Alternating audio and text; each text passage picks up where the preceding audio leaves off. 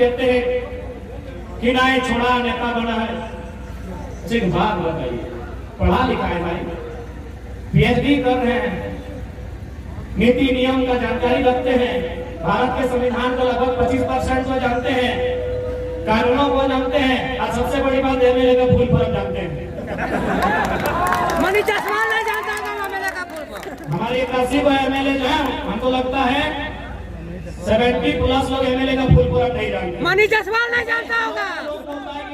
छोड़ा लोग नेता बनता है।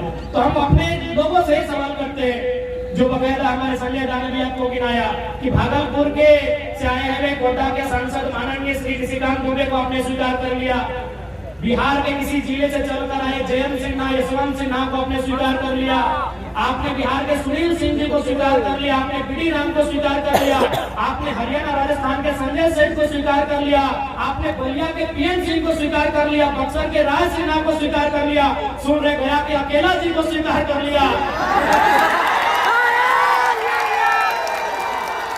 लेकिन झारखंड की गली का कोई बेटा आया है जो आज दिल्ली को, अरे दिल्ली नहीं, महाराष्ट्र माया नगरी को थरथरा के आया।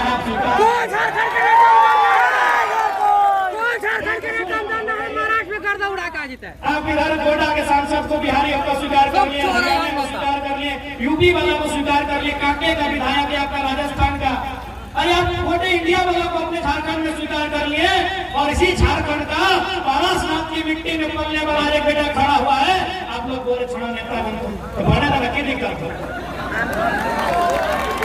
बने तो लकी दिक्कत हो।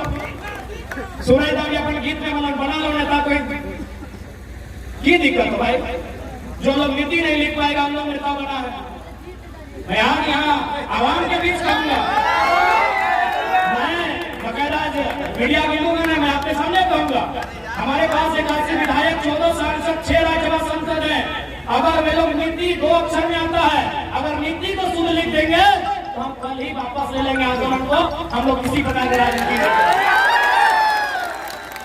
चैलेंज करता हूं। अगर 100%, मैं बार बार कहता हूँ, कुछ लोग ईमानदार होंगे, कुछ लोग पढ़े लिखे भी होंगे, इसीलिए मीडिया में मेरी बातों को नेगेटिव ना चलाए, मैं 100% की बात कर रहा हूँ।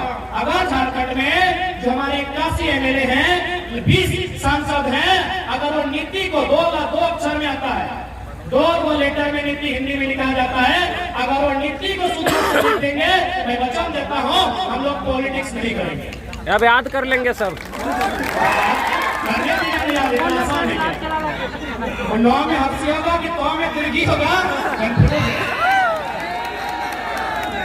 सुरती लेख में 2 बार गलती की तो तीसरा बार नीति लिखे थे।